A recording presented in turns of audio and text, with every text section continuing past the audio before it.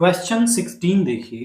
The fourth vertex D of a parallelogram ABCD whose three vertices are -2, 3, 6, 7 and 8, 3 इसका fourth vertex D हमें बताना है। तो इस वर्टेक्स D को निकालने के लिए आप इसके डायगोनल्स ड्रा करें। Since this is a parallelogram, तो इसके जो डायगोनल्स हैं वो एक दूसरे को क्या करते हैं, बाइसेक्ट करते हैं। यानी कि ये इसको कुछ नाम दे दें एम ए सी का भी मिड पॉइंट है और एम बी डी का भी मिड पॉइंट है। आप बोलेंगे diagonals of a parallelogram bisect each other.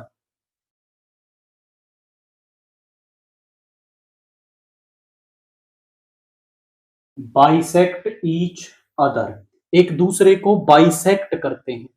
तो मैं यहां पे कोऑर्डिनेट्स ऑफ एम निकाल लेता हूं। मैं कहता हूं कि mid point of AC। AC का मिड पॉइंट कैसे निकालेंगे, x1 प्लस x2/2 यानी -2 प्लस 8 हो गया 6/2, 3 प्लस 3 6/2 यानी कि ये कोऑर्डिनेट्स आ गए 3,3। ऐसे ही मैं मिड पॉइंट ऑफ BD निकाल लूंगा। मिड पॉइंट ऑफ BD वो क्या आ जाएगा, वो आ जाएगा x प्लस 6/2, वो आ जाएगा y प्लस 7/2। अब मैं यहां पे कह दूंगा diagonals of parallelogram bisect each other since mid point of AC and BD is same. तो जो AC और BD का मिड पॉइंट है वो क्या होगा आपका, वो सेम होगा। तो दोनों को इक्वल रख लेंगे। 3,3 is equal to x plus 6/2 and y plus 7/2। दो कोऑर्डिनेट्स इक्वल तब होते हैं जब एबसीसा के इक्वल होता है। x plus 6/2 is 3 and y plus 7/2 is equal to 3।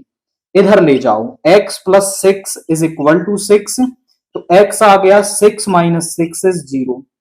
y plus 7 is equal to 6, इधर ले आओ, 6 minus 7 y is equal to -1। So coordinates of D, तो जो कोऑर्डिनेट्स ऑफ D हैं वो जो हमने x y माने थे वो आपके आ गए हैं 0, -1। तो कंसेप्ट हमने क्या यूज किया है कि diagonal of parallelogram bisect each other, तो दोनों का जो मिड पॉइंट है वो सेम होगा और हमने यहां पर इसकी वैल्यू बता दी।